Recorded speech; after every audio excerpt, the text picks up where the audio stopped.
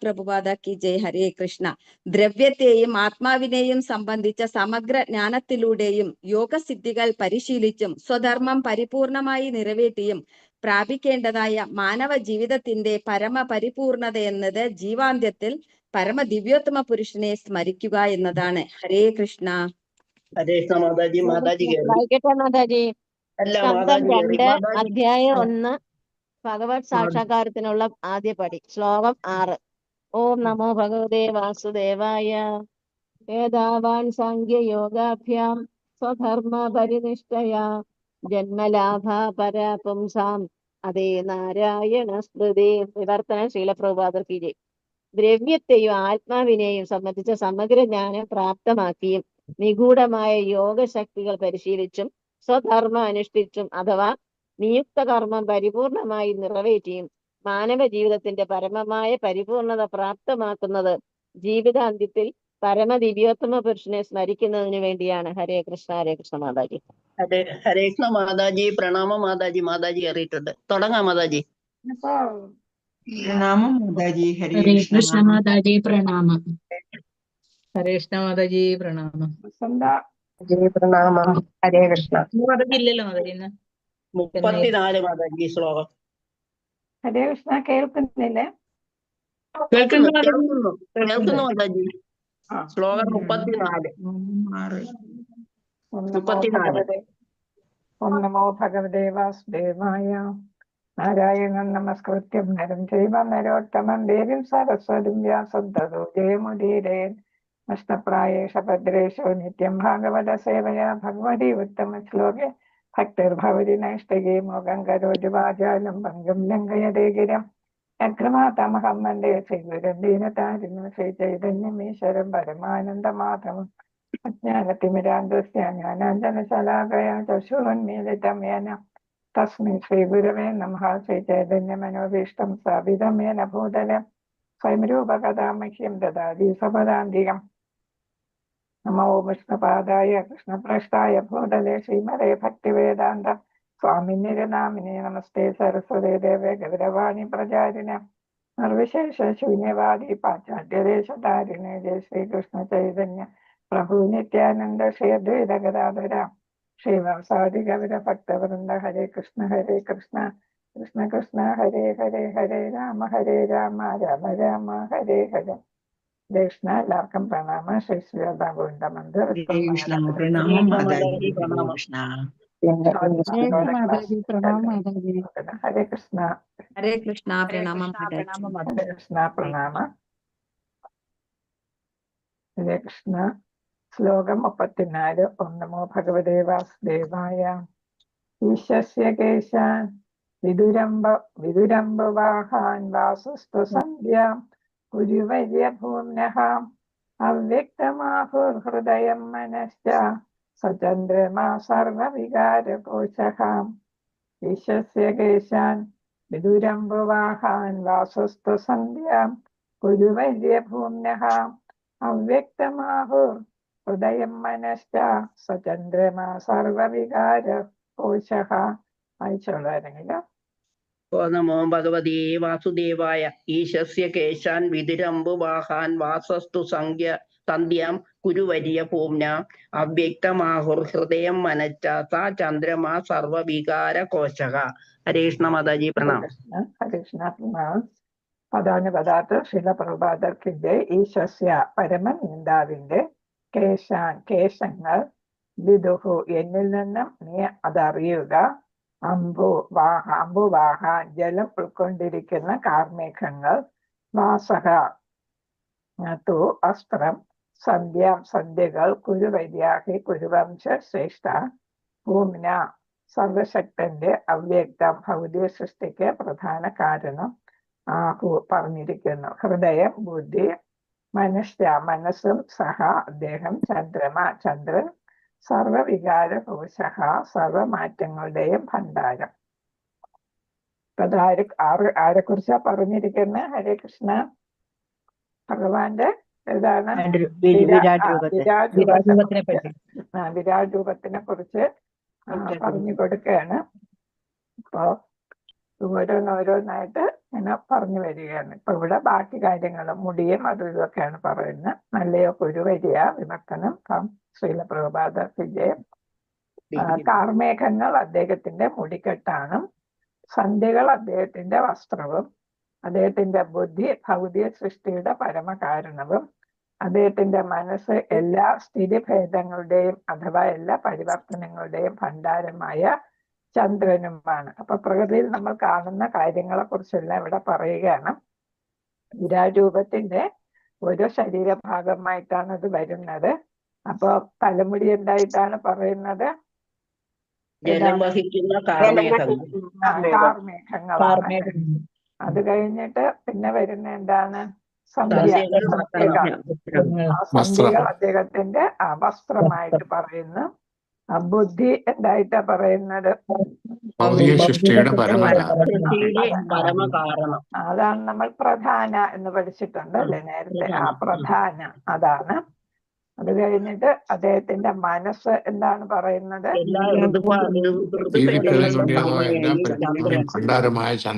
ചന്ദ്രൻ അല്ലെ. അപ്പൊ മനസ്സെന്ന് പറയുന്നത് ചന്ദ്രൻ. ചന്ദ്രൻ എന്താണെന്നാണ് പറയുന്നത്? എല്ലാ പരിവർത്തനങ്ങളുടെയും ഭണ്ഡാരം, ട്രഷറിയാണ് അല്ലെ. അപ്പൊ അത് റിസർവായർ അതാണ് ഭണ്ഡാരം എന്ന് പറയുന്നത്. അപ്പൊ ചന്ദ്രനിലാണ് എല്ലാ മാറ്റങ്ങളുടെയും ഇതാണ് എന്തായിട്ട് കണക്കാക്കുന്നത്? ഭണ്ഡാരമായിട്ട് കണക്കാക്കുന്നത്. അതാണ് ചന്ദ്രൻ. ഹരേ കൃഷ്ണ. മൈൻഡ് അല്ലെ, മനസ്സാണത്. അപ്പൊ മനസ്സ് ചന്ദ്രനായിട്ട് കണക്കാക്കുന്നു.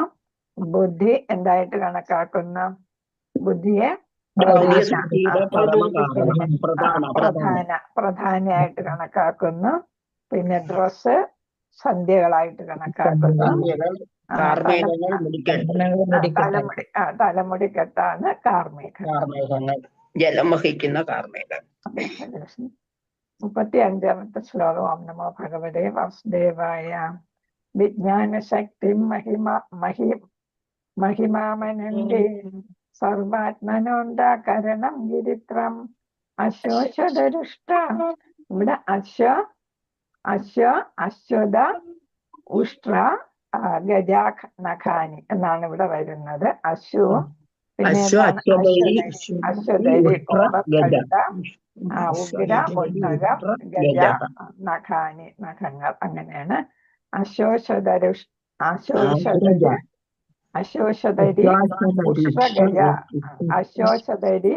ഉഷ്ട്രഗജ നഖാനി സർവേ മൃഗാ പശവ ശ്രോണി ദേശേ.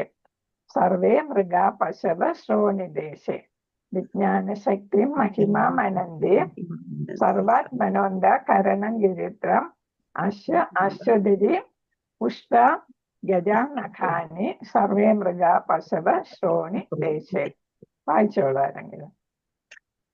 ഹരേ കൃഷ്ണ. വിജ്ഞാനശക്തി മഹിമാവനന്തി സർവാത്മന അന്ധകാരണം ഗിരീത്രം ഉരിഷ്ട്രഗജാനഹാനി സർവേ മൃഗാ പശവ ശ്രോണി ദേശേ. ഹരേ കൃഷ്ണ. അശ്വതരി. ഹരേ കൃഷ്ണ. പ്രണാമൻ. അശ്വതരി ഉഷ്ട്ര അല്ലെ, അങ്ങനെയാണ് അവിടെ പിരിച്ചു വരുന്നത്. മേളത്തെ സർവാത്മനോ അന്ധകരണോ എന്നുള്ളതല്ലേ? അന്ധകരണമാണ്. കരണം. നമ്മൾ ഒരു ദീർഘം വരുമ്പോ മീനിങ് അങ്ങ് മാറും. കരണം എന്ന് വെച്ചാൽ അഹംബോധമായിട്ടല്ലേ. പദാനി പദാർത്ഥം ശിലപ്രഭാതർക്ക് ജയ. വിജ്ഞാന ശക്തിയും അവബോധം മഹിം രവതത്വം ആമനന്തി. അവർ അതിനെ അപ്രകാരം വിളിക്കുന്നു. മഹിം ആമനന്തി എന്നാണ്. മഹിം ആമനന്തി അതാണ് മഹിമാമനന്തി എന്ന് കിടക്കുന്നത്. മഹിം ആമനന്തി. സർവ ആത്മന സർവവ്യാപിയുടെ അന്ധകരണം അഹംബോധം ഗിരിത്രം രുദ്രൻ ശിവൻ അശ്വ കുതിര അശ്വതരി കോപക്കഴുത ഉഷ്ട്ര ഒട്ടകം ഗജ ആന നഖാനി നഖങ്ങൾ സർവേ മറ്റെല്ലാം മൃഗ കലമാനുകൾ പശവഹ നാൽക്കാലി മൃഗങ്ങൾ ശ്രോണി ദേശേ അരപ്പെട്ട കെട്ടുന്ന ഭാഗം.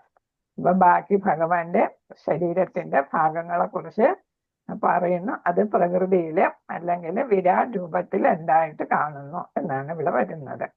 വിദഗ്ധർ ഉറപ്പായി പറഞ്ഞിരിക്കുന്നതിൻ പ്രകാരം ദ്രവ്യത്തെ സംബന്ധിക്കുന്ന മൂലതത്വം അല്ലെങ്കിൽ മഹത്തത്വം സർവവ്യാപിയായ ഭഗവാന്റെ അവബോധവും രുദ്രദേവൻ അദ്ദേഹത്തിന്റെ അഹംബോധവും അഥവാ അന്ധകരണവുമാകുന്നു. ആന, കുതിര, ഒട്ടകം, കോവർ, കഴുത എന്നിവ അദ്ദേഹത്തിന്റെ കാൽനഖങ്ങളും വന്യമൃഗങ്ങളും എല്ലാ നാൽക്കാലികളും ഭഗവാന്റെ അരപ്പട്ടയുടെ ഭാഗത്ത് സ്ഥിതി ചെയ്യുന്നവയുമാകുന്നു. അപ്പൊ ഇവിടെ എന്താണ് വിദഗ്ധർ എന്ന് പറയുമ്പോൾ ശാസ്ത്രങ്ങൾ പറയുന്നതാണ് അല്ലെ. നമ്മുടെ ഗ്രന്ഥങ്ങൾ പറയുന്ന പ്രകാരം ദ്രവ്യത്തെ സംബന്ധിക്കുന്ന മൂലതത്വം അല്ലെങ്കിൽ മഹത്തത്വം സർവവ്യാപിയായ ഭഗവാന്റെ എന്താണ് അവബോധമാണ്. അപ്പൊ മഹത്തത്വം എന്ന് പറയുന്നത് ഏതാണ്? അവബോധം. പിന്നെ രുദ്രൻ എന്താണ്? അഹംബോധവും അഹംബോധവും. അപ്പൊ ഇവിടെ പറയുന്നത് ചിത്തം എന്നാണ് ഇവിടെ പറയുന്നത്. മഹത്തത്വം എന്ന് പറയുന്നത് ചിത്തം, അല്ലെങ്കിൽ ഇംഗ്ലീഷിൽ നമ്മൾ കോൺഷ്യസ്നസ് എന്ന് പറയും. അതാണ് ആ ചിത്തം. അതാണ് ഏതാ മഹത്തത്വം എന്ന് പറയുന്നത് അല്ലെ. സർവവ്യാപിയായ ഭഗവാന്റെ അവബോധം എന്ന് പറയുമ്പോൾ കോൺഷ്യസ്നെസ്. പിന്നെ രുദ്രൻ എന്തായിട്ട് പറയുന്നു? എന്താണ് രുദ്രൻ? അദ്ദേഹത്തിന്റെ അഹംബോധം, ഈഗോ അല്ലെ. അഹംബോധം എന്ന് പറയുന്നത് ഈഗോ എന്നാണ്. അടുത്ത് ആന, പിന്നെ ഏതാണ്? കുതിര, ഒട്ടകം, കോവർ, കഴുത, ഇതെല്ലാം ഭഗവാന്റെ അല്ലെങ്കിൽ വിരാടത്തിന്റെ നഖങ്ങളാണ്, കാൽ നഖങ്ങളാണ് അല്ലെ. കാലിലെ നഖങ്ങളാണ്. പിന്നെ വരുന്നത് ഏതാണ്? വന്യമൃഗങ്ങളും എല്ലാം നാൽക്കാലികളും, 4 കാലുള്ള എല്ലാ മൃഗങ്ങളും എല്ലാം അദ്ദേഹത്തിന്റെ അരപ്പട്ടയുടെ ഹിംസ് അല്ലെ, സോറി ഹിപ്സ്, ഹിപ്പ് അല്ലെ, ഹിപ്പില് കുടികൊള്ളുന്നതാണ്.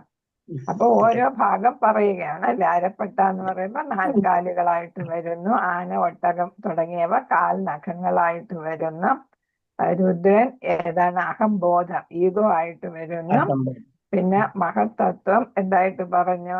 കോൺഷ്യസ്നസ്, അവബോധം അല്ലെങ്കിൽ കോൺഷ്യസ്നസ്. അപ്പൊ ഇവയായിട്ട് പറയുന്നു. ഹരേ കൃഷ്ണ. ശ്ലോകം 36.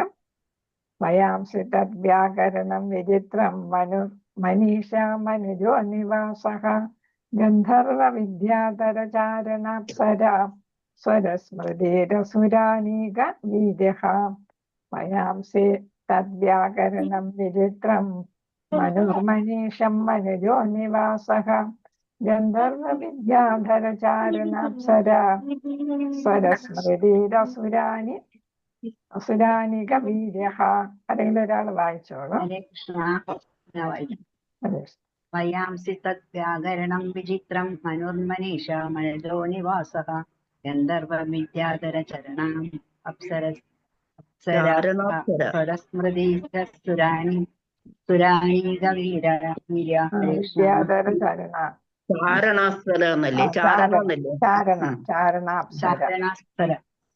അപ്സര സ്വരസ്മൃതിര സുരാനീക വീര്യ. അസുരാനിയാണ്. സ്മൃതിർ അസുരാനി അസുരാനിക വീര്യ. അസുരാനിക വീര്യ. ഹരേ കൃഷ്ണ. പദാനുപദാർത്ഥം ശ്രീല പ്രഭുപാദക്ക് ജയം.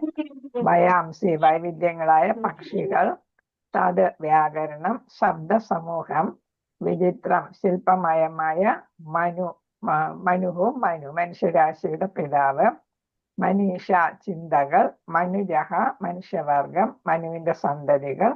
അപ്പൊ മനു എന്നതിൽ നിന്നാണ് മനുഷ്യ എന്നുള്ള പേര് വരുന്നത്, മാൻ എന്ന് വരുന്നത്. നിവാസം ഗന്ധർവ ഗന്ധർവന്മാർ, വിദ്യാധരന്മാർ, ചാരണന്മാർ, അപ്സരഹ അപ്സരസുകൾ, സ്വരം സുശ്രാവ്യമായ താളലയം, സ്മൃതി സ്മരണം, അസുര അനീക അസുര പടയാളികൾ, വീര്യ. ഹരേ കൃഷ്ണ. അപ്പൊ അസുരന്മാർ എല്ലാവരെ കുറിച്ച് ഇവിടെ പറയുന്നു. അപ്പൊ അടുത്ത് ഏതൊക്കെയാണ് ഭഗവാന്റെ ഭാഗങ്ങളായിട്ട് വരുന്നത് എന്നാണ്. വൈവിധ്യമാർന്ന പക്ഷികൾ, വിവർത്തനം ഭാവാർത്ഥം ശ്രീല പ്രഭുപാദത്തിന്റെ. ഭഗവാന്റെ വൈദഗ്ധ്യപൂർണമായ കലാബോധത്തിന്റെ അഥവാ ചമത്കാര വേദനത്തിന്റെ സൂചനയാണ്. അപ്പൊ പ്രകൃതിയിൽ നമ്മൾ നോക്കിയാല് എണ്ണിയാൽ ഒടുങ്ങാത്ത തരം പക്ഷികളുണ്ടല്ലേ, എല്ലാം വിവിധ തരം പക്ഷികളാണ് അല്ലെ. ഇപ്പൊ തത്ത നോക്കിയാൽ തന്നെ വിവിധ തരം തത്തകളുണ്ട് അല്ലെ, എല്ലാം നല്ല ഭംഗിയിലുള്ള തത്തകളാണ്. അപ്പൊ ഓരോ ജീവിക്കും അതിൻ്റെതായിട്ടുള്ള സൗന്ദര്യമുണ്ട്. കാക്കയ്ക്കും ഉണ്ട് അതിൻ്റെതായിട്ടുള്ള സൗന്ദര്യം അല്ലെ. അപ്പൊ ഓരോ ജീവിക്കും അതിൻ്റെതായിട്ടുള്ള സൗന്ദര്യമുണ്ട്. ഒരേ വർഗത്തിൽ തന്നെ വിവിധ തരം പല വർണ്ണത്തിലും അല്ലെ എല്ലാമായിട്ടുള്ള ജീവികളാണ് നമുക്ക് കാണാൻ സാധിക്കുന്നത്. അതൊക്കെ ഭഗവാന്റെ എന്താണ് ചമത്കാര വേദന എന്നാണ്. ഇപ്പൊ ഇതിനെല്ലാം സൃഷ്ടിച്ചത് എന്താണ് ഭഗവാനാണ് അല്ലെ. ഭഗവാന്റെ ആർട്ടിസ്റ്റിക് ടാലന്റ് ആണ് അവിടെ കാണുന്നത്. ഭഗവാൻ വലിയൊരു ആർട്ടിസ്റ്റ് ആണെന്നാണ് പറയുന്നത്. അദ്ദേഹത്തിന്റെ മാസ്റ്റർഫുൾ ആർട്ടിസ്റ്റിക് സെൻസ് ഇതാണ് അവിടെ കാണിക്കുന്നത്. അതാണ് ചമത്കാര വേദനം എന്നതുകൊണ്ട് ഉദ്ദേശിക്കുന്നത്. വൈദഗ്ധ്യപൂർണമായ കലാബോധമാണ് കാണിക്കുന്നത്. ഇപ്പൊ ഇത്രയും വിവിധ തരത്തിലുള്ള പക്ഷികളെയൊക്കെ സൃഷ്ടിക്കാനായിട്ട് അദ്ദേഹത്തിന് സാധിച്ചല്ലോ എന്നാണ് നമുക്ക് അതിശയിക്കേണ്ടത്. മനുഷ്യരാശിയുടെ പിതാവായ മനു ഭഗവാന്റെ പ്രാമാണിക ബുദ്ധിചാതുര്യത്തിന്റെ അടയാളമാണ്. മനു എന്ന് പറയുന്നത് എന്താണ്? മനുഷ്യരാശിയെ മുഴുവൻ മനുഷ്യനെ സൃഷ്ടിച്ചതല്ലേ. ജനസംഖ്യാ വർധനവ് നടത്തിയത് ആരാണ്? മനുവാണ് അല്ലെ. അപ്പൊ മനുവാണ്. അപ്പൊ മനു എന്താണ്? മനുഷ്യരാശിയുടെ പിതാവാണ്.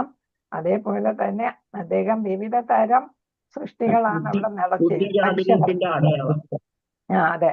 അപ്പൊ ബുദ്ധിപൂർവമായിട്ട് പ്രാമാണികം എന്ന് വെച്ചാൽ അതോറിറ്റേറ്റീവ് ആയിട്ടുള്ള ബുദ്ധി, അപ്പൊ ഇന്റലിജൻസ് അല്ലെ. അപ്പൊ അതിന്റെ അടയാളമാണ് എന്ന് വെച്ചാൽ വിവിധ തരം ആളുകളെ സൃഷ്ടിക്കാൻ, ജനസംഖ്യ വർദ്ധിപ്പിക്കുന്നതിന് വേണ്ടി പലതരത്തിലുള്ള ആളുകളെ അല്ലെ. അപ്പൊ അത് എന്ന് വെച്ചാൽ പലതരത്തിലെന്ന് വെച്ചാൽ സമൂഹത്തിന് ആവശ്യമായിട്ടുള്ള തരത്തിലുള്ള ഓരോ തരം ജോലി ചെയ്യാൻ ഓരോ കൂട്ടരായിരിക്കും വേണ്ടതല്ല. അപ്പൊ അതിനനുസരിച്ച് ജനസംഖ്യ വർദ്ധിപ്പിക്കാനും അദ്ദേഹത്തിന് സാധിച്ചു എന്നാണ്. ഇപ്പൊ ഭരണത്തിന് വേണം, ബ്രാഹ്മണര് വേണം, ക്ഷത്രിയര് വേണം, വൈശ്യര് വേണം, ശൂദ്രര് വേണം.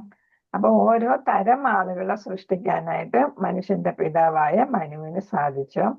പിന്നെ ഏതാണ് അടുത്ത? മനുഷ്യത്വം എന്ന് പറയുന്നത് ഭഗവാന്റെ നിവാസമാണ്. മനുഷ്യത്വം എന്ന് പറയുന്നത് ഹ്യൂമാനിറ്റി എന്ന് പറയുന്നത് ഭഗവാൻ എന്താണ്? റെസിഡൻസ് ആണ്, ഭഗവാന്റെ വാസസ്ഥലമാണ് ഏതാ മനുഷ്യത്വം എന്ന് പറയുന്നത്. അപ്പൊ മനുഷ്യരും മനുഷ്യത്വവും. അപ്പൊ അവിടെ ഹ്യൂമാനിറ്റി എന്നാണ് ഇവിടെ പറഞ്ഞിരിക്കുന്നത്. മനുഷ്യത്വം എന്ന് പറയുമ്പോൾ നമ്മൾ ചിലപ്പോൾ മാനുഷിക വശം എന്നുള്ളത് നോക്കിയിട്ടും പറയാം. എന്താണെങ്കിലും ഇത് ഭഗവാൻ ഏതാ നമ്മുടെ ഉള്ളിൽ എന്തായിട്ട് കുടികൊള്ളുന്നു?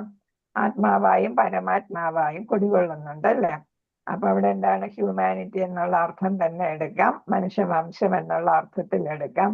എന്നിട്ട് ഓരോ വ്യക്തിയിലും ഭഗവാൻ എന്താണ്? ഭഗവാന്റെ അംശമായ ആത്മാവും അതേപോലെ തന്നെ ഭഗവാൻ ആരായിട്ടും വരുന്നു? പരമാത്മാ രൂപത്തിലും വസിക്കുന്നു. അപ്പൊ അവിടെ അതുകൊണ്ടാണ് പറയുന്നത് നമ്മൾ വർത്തമാനം പറയുമ്പോൾ ഭഗവാനാണ് നമ്മളെ വായിൽ എപ്പോഴാ നിൽക്കുന്ന അറിയില്ല, അങ്ങനെയൊക്കെ പറയാറില്ലേ? ഗുളിക നിൽക്കുന്നതാണ് ഉദ്ദേശിച്ചത്. എന്താണെങ്കിലും നമ്മൾ എപ്പോഴും ഭഗവാനെ സ്മരിച്ചു വേണം, ഭഗവാൻ നമ്മുടെ ഉള്ളിലുണ്ടെന്ന് വിചാരിച്ച് വേണം സംസാരിക്കാനും ചിന്തിക്കാനും.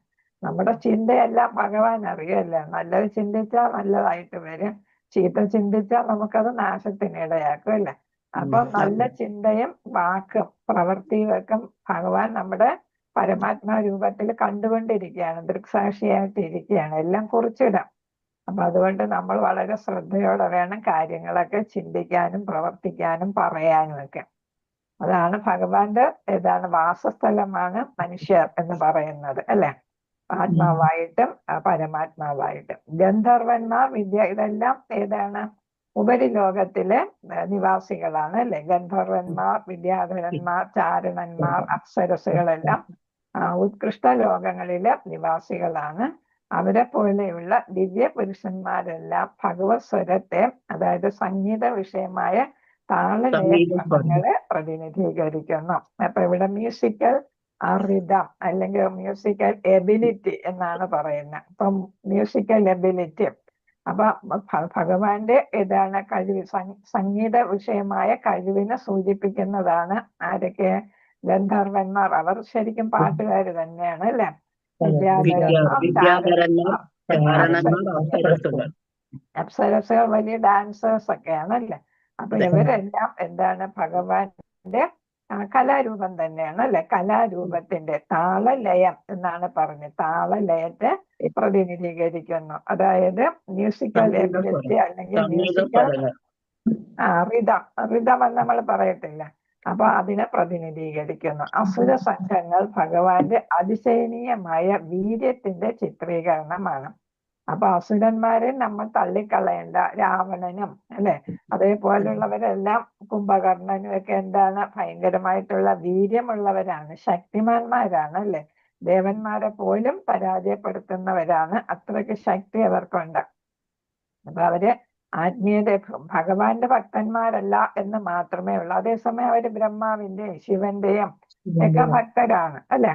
അപ്പൊ അസുര സംഘങ്ങളും എന്താണ് ഭഗവാന്റെ അതിശയനീയമായ, നമുക്ക് വിശ്വസിക്കാൻ പറ്റാത്ത അത്ര ഉള്ള വീര്യത്തിന്റെ ചിത്രീകരണമാണ്. ഹിരണ്യകശിപു, ഹിരണ്യാക്ഷൻ ഒക്കെ നമുക്കറിയാം എന്താണ് വീര്യതയാണ് കാണിക്കുന്നത് അല്ലെ.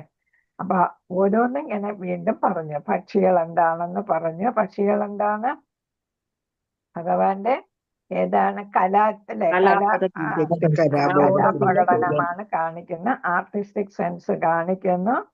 മനു എന്ത് കാണിക്കുന്നു? ബുദ്ധി വൈദഗ്ധ്യം, ബുദ്ധി വൈദഗ്ധ്യം കാണിക്കുന്നു. പിന്നെ ഏതാണ് ഭഗവാന്റെ വാസസ്ഥലമാണ്. മനുഷ്യർ എന്ന് പറയുന്നത് ഭഗവാന്റെ വാസസ്ഥലമാണ്. പിന്നെ ഗന്ധർവർ,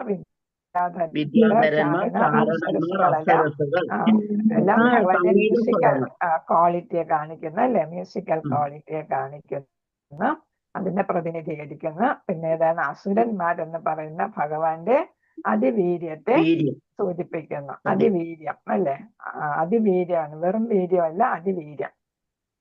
ഭാവാർത്ഥ ശീലപ്രഭാതർക്കിത് ഭഗവാന്റെ സൗന്ദര്യാത്മക ബോധം മയിൽ, തത്ത, കുയിൽ എന്നിവയെ പോലെ ചമത്കാരമുള്ള വർണ്ണോജ്വലങ്ങളായ വിവിധ പക്ഷികളുടെ സൃഷ്ടിയെ നിരാപേക്ഷമായി തെളിയിച്ചിരിക്കുന്നു. ഇപ്പൊ നമ്മൾ അതിരാവിലെ ബ്രഹ്മമുഹൂർത്തത്തിൽ എണീക്കുന്നവർക്ക് ഇവരുടെ എല്ലാം എന്താണ് ശബ്ദം കേൾക്കാനായിട്ട് സാധിക്കും അല്ലെ. കലബല കലബല കലബല എന്നുള്ള ശബ്ദം, വളരെ ഇമ്പമാർന്നുള്ള ശബ്ദമാണ് കേൾക്കുന്നത് അല്ലെ. ഒരു 6 മണിയൊക്കെ ആകുമ്പോഴേ കാക്കയുടെ ഒക്കെ ശബ്ദം കേൾക്കാൻ പറ്റും. അതിനു മുമ്പ് തന്നെ ഇവരുടെ ശബ്ദം കേട്ടു തുടങ്ങും. അപ്പൊ വിവിധ പക്ഷികൾ എന്താണ് ഭഗവാന്റെ സൃഷ്ടിയുടെ അദ്ദേഹത്തിന്റെ ഏതാണ് ഉന്നതമായിട്ടുള്ള ആർട്ടിസ്റ്റിക് ആയിട്ടുള്ള കഴിവ് തെളിയിച്ചിരിക്കുകയാണ്. പല പല വർണ്ണങ്ങളിലും അല്ലെ. ചമത്കാരം എന്ന് വെച്ചാലും അത് തന്നെയാണ്, പല പല നിറത്തിലും ശബ്ദത്തിലും ഒക്കെ ആയിട്ടുള്ള. ഗന്ധർവന്മാരെയും വിദ്യാധരന്മാരെയും പോലുള്ള ദിവ്യ പുരുഷന്മാർക്ക് അത്ഭുതകരമായി പാടാനും അങ്ങനെ സ്വർഗത്തിലെ ദേവന്മാരുടെ മനസ്സിനെ പോലും മോഹിപ്പിക്കാനും കഴിയുന്നു. അവരെല്ലാം ഗായകരാണ്. പിന്നെ അപ്സരസുകളെല്ലാം നർത്തകിമാരും ഒക്കെയാണ് അല്ലെ. അവരുടെ സംഗീത വിഷയകമായ സ്വരം ഭഗവാന്റെ സംഗീത ബോധത്തെ പ്രതിനിധീകരിക്കുന്നു. അപ്പൊ ഈ ശബ്ദം അവർക്ക് എവിടെന്നാ കിട്ടിയത്? സംഗീതാത്മകമായ ശബ്ദം ഭഗവാന്റെ ശബ്ദമാണ് അല്ലെ. ഭഗവാന്റെ ശബ്ദമാണ് അവരിലൂടെ കേൾക്കുന്നത്. അങ്ങനെയെങ്കിൽ പിന്നെ എങ്ങനെയാണ് അദ്ദേഹത്തിന് നിരാകാരനാകാൻ കഴിയുക? അപ്പൊ ഇത്രയും ക്വാളിറ്റീസ് ഉണ്ട്. ഓരോരോ പ്രകൃതിയിലെ ഘടകങ്ങളും ഭഗവാനെ പ്രതിനിധീകരിക്കുന്ന അങ്ങനെ എന്താണ് ശരീരഭാഗങ്ങളും ശബ്ദവും എല്ലാം നമ്മൾ പറഞ്ഞു. അങ്ങനെ വരുമ്പോ ഭഗവാൻ എന്താണ് രൂപമുള്ള ആളാണ്, നിരാകാരനല്ല, രൂപമില്ലാത്ത ആളല്ല. അസ്ഖലിതമായ ഭഗവാന്റെ സംഗീത അഭിരുചി, കലാബോധം, പ്രാമാണിക ബുദ്ധി, ചാതുര്യം എന്നിവ അദ്ദേഹത്തിന്റെ പരമ വ്യക്തിത്വത്തിന്റെ വിഭിന്ന സഞ്ചകളാകുന്നു. അപ്പൊ നമ്മളിവിടെ ഭഗവാന്റെ ബുദ്ധിയുടെ വിവിധ ഭാഗങ്ങളായിട്ടാണ് ഈ കഴിവുകളെല്ലാം നമ്മൾ കാണുന്നത്. അങ്ങനെയാണ് നമ്മൾ എടുക്കേണ്ടത്. മനുസംഹിത മാനവവർഗത്തിന്റെ പ്രാമാണിക നിയമ പുസ്തകമാണ്. അപ്പൊ മനു വളരെ ബുദ്ധിമാനാന്ന് നമ്മൾ പറഞ്ഞു അല്ലെ. അപ്പൊ എങ്ങനെയൊക്കെ ഭരണം നടത്തണം, ഏതൊക്കെ തരം ആളുകൾ വേണം, അങ്ങനെ പല മൈന്യൂട്ടായിട്ടുള്ള കാര്യങ്ങളും മനുസംഹിതയിൽ പറഞ്ഞിട്ടുണ്ട്. സൊസൈറ്റിയിലെ സമൂഹത്തിലെ വിവിധ തരം ആളുകളെ കുറിച്ച് പറഞ്ഞിട്ടുണ്ട്. അതിലാണ് പറഞ്ഞിരിക്കുന്നത് എല്ലാവരും എപ്പോഴും അധിക്ഷേപിച്ച് പറയുന്ന ഏതാണ്? സ്ത്രീ സ്വാതന്ത്ര്യം, അർഹത എന്ന് പറയുന്നത് അല്ലെ. അപ്പൊ അവിടെ ഉദ്ദേശിച്ചത് സ്ത്രീക്ക് സ്വാതന്ത്ര്യം കൊടുക്കരുത് എന്നല്ല ഉദ്ദേശിച്ചിരിക്കുന്ന. പക്ഷെ എന്താണ്, സ്ത്രീയെ എല്ലാ സമയം ആരെങ്കിലും പ്രൊട്ടക്ട് ചെയ്യണം. കുഞ്ഞായിരിക്കുമ്പോ അച്ഛൻ പ്രൊട്ടക്ട് ചെയ്യണം, അത് കഴിയുമ്പോ ഭർത്താവ് പ്രൊട്ടക്ട് ചെയ്യണം, അത് കഴിയുമ്പോ മകൻ പ്രൊട്ടക്ട് ചെയ്യണം എന്നുള്ളതാണ് അതില് അദ്ദേഹം ഉദ്ദേശിച്ചിരിക്കുന്നത്. സ്ത്രീ എന്താണ്, എപ്പോഴും ചതിക്കപ്പെടാൻ സാധ്യതയുള്ള മൃദുല എന്താണ് ശാരീരികമായിട്ട് വളരെ ശക്തിയൊക്കെ കുറഞ്ഞ ആളുകളാണ് സ്ത്രീകളല്ലേ. അതുകൊണ്ട് തന്നെ അവരെ പറ്റിക്കപ്പെടാനായിട്ട് ഇടയുണ്ട്, ചതിക്കപ്പെടാനായിട്ട് ഇടയുണ്ട്. അതുകൊണ്ട് അവർക്ക് എല്ലാ തരം സംരക്ഷണവും നൽകണം, വീട്ടിലെ പുരുഷന്മാർ നൽകണം. ഓരോ സമയത്ത് ഓരോരുത്തരായിരിക്കും അവർക്ക് സംരക്ഷണം നൽകേണ്ടത്. അതാണ് മനുസംഹിതയിൽ പറഞ്ഞിരിക്കുന്നത്. പക്ഷെ പലരും അതിനെ എന്ത് ചെയ്യുന്നു, ദുർവ്യാഖ്യാനം ചെയ്യുന്നു. അപ്പൊ ഇത് പ്രാമാണിക നിയമ പുസ്തകമാണ്. ഇപ്പൊ സ്ത്രീ എടുത്ത് പറഞ്ഞതേ ഉള്ളൂ. സമൂഹത്തിലെ ഓരോ നിസാരമായിട്ടുള്ള കാര്യം വരെ മനുസംഹിതയില് പെടുത്തിയിട്ടുണ്ട്. വിശദമായിട്ടുള്ള വിവരണമാണ് അതിൽ നൽകിയിരിക്കുന്നത്. മാത്രവുമല്ല, ഓരോ മനുഷ്യനും സാമൂഹ്യ വിജ്ഞാനത്തെ സംബന്ധിക്കുന്ന ഈ മഹാഗ്രന്ഥത്തെ അനുകരിക്കണമെന്ന് ഉപദേശിച്ചിരിക്കുന്നു. അപ്പൊ നമ്മൾ അതിനെ മാതൃകയാക്കി വേണം ജീവിക്കാൻ എന്നാണ് പറയുന്നത്. മാനവ സമൂഹം, ഭഗവാൻ നമ്മളെ സാമ്പത്തിക സ്ഥിതിയും എല്ലാ കാര്യങ്ങളും അതിൽ വരുന്നുണ്ട്, ഭരണക്രമവും എല്ലാം വരുന്നുണ്ട്. മാനവ സമൂഹം വിദ്യാഭ്യാസത്തിനും എല്ലാ കാര്യങ്ങളും അതിൽ സംസ്കാരം മൊത്തം വരും. മാനവ സമൂഹം ഭഗവാന്റെ നിവാസ സ്ഥലമാണ്. സമൂഹം മനുഷ്യരെന്ന് പറയുന്നതാണ് കമ്മ്യൂണിറ്റി അല്ലേ. ആ കമ്മ്യൂണിറ്റി എന്ന് പറയുന്നത് ഭഗവാൻ കുടികൊള്ളുന്നിടമാണ്. ആകയാൽ മനുഷ്യൻ ഈശ്വര സാക്ഷാത്കാരത്തിനും ഈശ്വര സംസർഗത്തിനും ഉദ്ദേശിച്ചിട്ടുള്ളതാണെന്ന് അത് അർത്ഥമാക്കുന്നു. അപ്പൊ നമുക്ക് ഭഗവാനെ തള്ളിക്കളഞ്ഞ് ജീവിക്കാൻ പാടില്ല നമ്മൾ. കാരണം എന്താണ്, ഭഗവാനുമായിട്ട് എപ്പോഴും നമ്മൾ ബന്ധം പുലർത്തി വേണം. സംബന്ധം നമ്മൾ പഠിച്ചില്ലേ, ഭാഗവതത്തിന്റെ 3 കാര്യങ്ങൾ: സംബന്ധം, പിന്നെ ഏതാ പഠിച്ചത്, പ്രയോജനം, അഭിധേയം അല്ലെ. അപ്പൊ ഈ 3 കാര്യം, അഭിധേയം. അപ്പൊ ഈ 3 കാര്യങ്ങൾ നമ്മൾ ഭാഗവതത്തിൽ പഠിച്ചതാണ്. അപ്പൊ ഇതെല്ലാം ആരുമായിട്ട് ബന്ധപ്പെടുന്നത്, ഈശ്വരനുമായിട്ട് ബന്ധപ്പെടുന്നതാണ്. അപ്പൊ നമ്മുടെ ലക്ഷ്യം ഈശ്വര സാക്ഷാത്കാരമായിരിക്കണം. അതിൽ നമുക്ക് ഈശ്വരന്റെ സംസർഗം ഉണ്ടായിരിക്കണം. അതാണ് ഏതുകൊണ്ട് ഉദ്ദേശിക്കുന്ന, മാനവ സമൂഹം കൊണ്ട് ഉദ്ദേശിക്കുന്നത്. അപ്പം ഭഗവാനിൽ നിന്ന് അകന്ന് കഴിയേണ്ടതല്ല മാനവ സമൂഹം, ഭഗവാനുമായിട്ട് ഏറ്റവും അടുത്ത് കഴിയേണ്ടവരാണ്. കാരണം ഭഗവാൻ നമ്മളിൽ കുടികൊള്ളുന്നു എന്ന് പറഞ്ഞു നേരത്തെ അല്ലെ.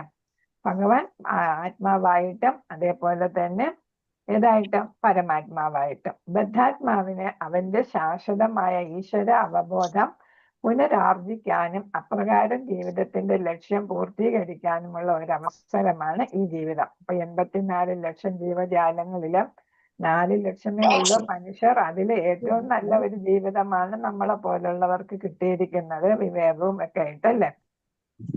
ഭഗവാനെ സ്മരിക്കാനൊക്കെ ഉള്ള, കേൾക്കാനും സ്മരിക്കാനും ഒക്കെ ഉള്ള അവസരം നമുക്ക് കിട്ടിയിരിക്കുന്നതാണ്.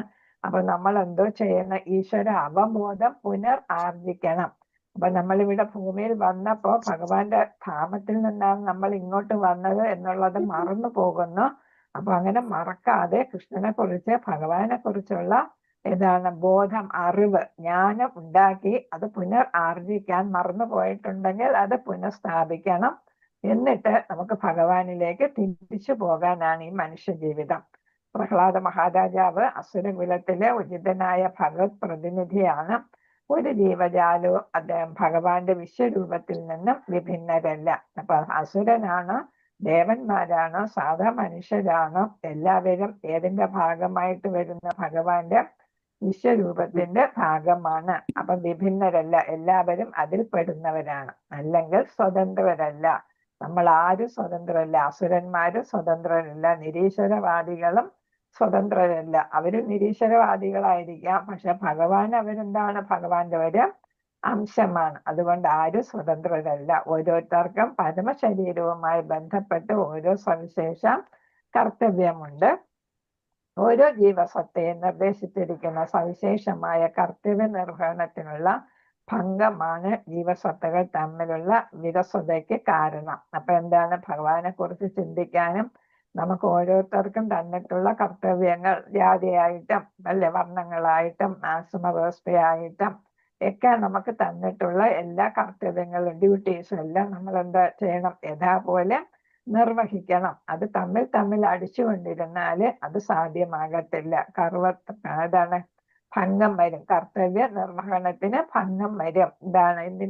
എന്തായാല് ജീവസത്തകൾ തമ്മിലുള്ള വിസ്വരത എന്ന് വെച്ചാൽ എന്താണ്? ദേഷ്യവും വെറുപ്പും അല്ലെ, തമ്മിൽ തല്ലും ഒക്കെ അതിന് കാരണമാകാം. അപ്പൊ കർത്തവ്യ നിർവഹണം യഥാപോലെ നമ്മൾ ചെയ്യണം. എന്നാൽ എപ്പോൾ പരമപുരുഷനുമായി ബന്ധപ്പെടുത്തി ബന്ധം പുനഃസ്ഥാപിക്കപ്പെടുന്നുവോ അപ്പോൾ അവിടെ സർവ്വജീവജാലങ്ങളും വന്യമൃഗങ്ങളും മനുഷ്യർ തമ്മിൽ പോലും അന്യോന്യം പരിപൂർണ ഐക്യത്തിലാകുന്നു. അപ്പൊ നമ്മൾ പഠിച്ചു ചൈതന്യ മഹാപ്രഭു എവിടെയാണ്? മധ്യപ്രദേശത്തിലെ വനത്തിൽ കൂടെ സഞ്ചരിച്ചപ്പോ എവിടെ പോകാനായിട്ടായിരുന്നു? എവിടെ നമ്മൾ എവിടെയാണ് നമ്മൾ പിന്നെ രാധാറാണിയുടെ സ്ഥലം എവിടെയാണ്? രാധാറാണിയുടെ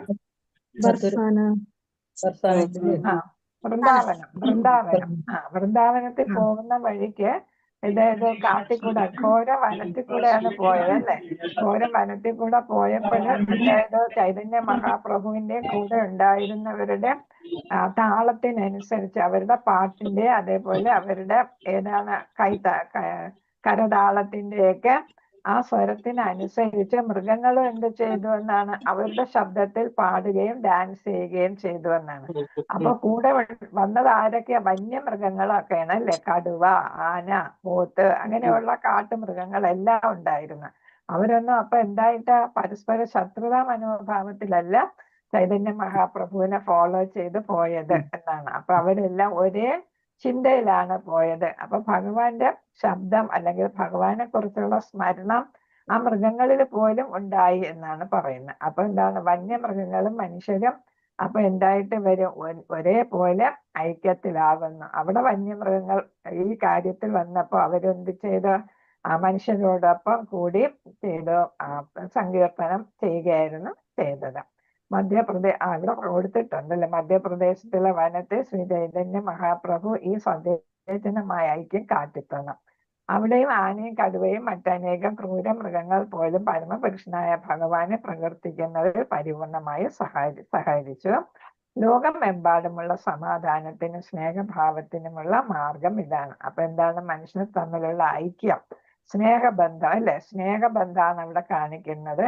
എങ്ങനെ വരുന്ന ആ സ്നേഹബന്ധം? എല്ലാവരും ഭഗവാന്റെ മക്കളാണ് എന്നുള്ള ആ ചിന്തയിൽ വരുന്ന സ്നേഹബന്ധം. അങ്ങനെ ഒരു ചിന്ത ഉണ്ടായിരുന്നെങ്കിൽ നമുക്ക് ലോകത്ത് ഒക്കെ എന്താണ്? ആഗോള സമാധാനം നിലനിർത്താനായിട്ട് നമുക്ക് സാധിച്ചേനെ അല്ലെ. രാജ്യങ്ങളെല്ലാം ചെറിയ ചെറിയ കാര്യങ്ങൾക്ക് വേണ്ടിയിട്ടുള്ള എപ്പോഴും ഉള്ള യുദ്ധങ്ങളും മനുഷ്യർക്കെല്ലാം അതെന്താണ് വരുന്ന? ഉപദ്രവമായിട്ടാ വരുന്നല്ലേ. അവരുടെ സ്വസ്ഥമായിട്ടുള്ള ജീവിതത്തിന് ഭംഗം വരുന്നു. അവർക്ക് ഭഗവാനെ കുറിച്ച് ചിന്തിക്കാനും പ്രവർത്തിക്കാനും ഒക്കെയുള്ള സമയം അതേപോലെ തന്നെ അതിനുള്ള സാഹചര്യങ്ങളും ഒക്കെ നശിപ്പിക്കുന്നതായിട്ടാണ് ഈ യുദ്ധങ്ങൾ തുടരെയുള്ള യുദ്ധങ്ങളൊക്കെ ചെയ്യുന്നത്. അപ്പൊ എല്ലാവർക്കും സമാധാനവും സ്നേഹവും ഉണ്ടാക്കാനായിട്ട് ഏത് സാധിക്കും? ഭഗവാന്റെ മക്കളാണ് എല്ലാവരും എന്നുള്ള ചിന്ത അല്ലെങ്കിൽ ഭഗവാനെ പ്രകീർത്തിക്കുന്നതിൽ പരിപൂർണമായിട്ട് സഹകരിച്ചാൽ നമുക്ക് ലോക സമാധാനം നിലനിർത്താനായിട്ട് സാധിക്കാം എന്നാണ് ഇവിടെ പറയുന്നത്. ഹരേ കൃഷ്ണ. വാഞ്ചകൽപതരൂപേണ കൃപാ സിന്ധുഭേവ പതിതാനം പാവനേഭ്യോ വൈഷ്ണവേഭ്യോ നമോ നമഃ.